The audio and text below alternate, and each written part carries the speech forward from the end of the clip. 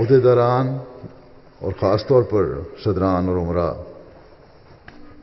یہ بھی یاد رکھیں کہ افراد جماعت کے لیے بھی ہمیشہ پیار اور محبت کے پر پھیلائیں۔ کسی قسم کا موضع ملنا آپ کا کوئی حق نہیں تھا، نہ ہے۔ یہ خالصتاً اللہ تعالیٰ کا فضل ہے۔ بس اللہ تعالیٰ کے اس فضل کی بڑی عاجزی سے قدر کریں، اور خلیفہ وقت نے آپ پر جو اعتماد کیا ہے اور اعتماد کرتے ہوئے اس پیاری جماعت کی نگرانی کا کام سپرد کیا ہے، اس کا حق ادا کرنے کی کوشش کریں۔ اپنی جماعت کے ہر فرد یعنی صدر اور عہدیدار اپنی جماعت کے ہر فرد بڑے اور چھوٹے کو یہ احساس دلائیں کہ وہ محفوظ پروں کے نیچے ہے، جس طرح مرغی اپنے بچوں کو پروں میں لے لیتی ہے۔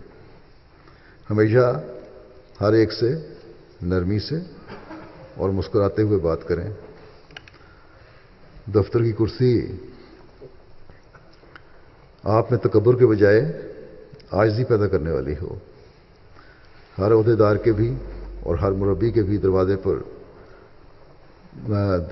ہر شخص کے لیے کھلے ہوں۔ حضرت صلی اللہ علیہ وسلم کا اسوہ ہمیں ہمیشہ اپنے سامنے رکھنا چاہیے۔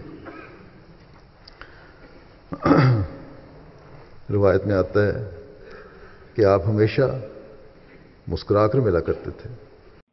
اللہ مولانا وقافل امرنا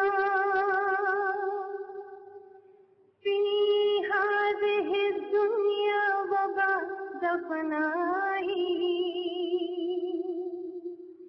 یا ربنا افتح بیننا بکرامت یا من یری قلبی ولبلہائی۔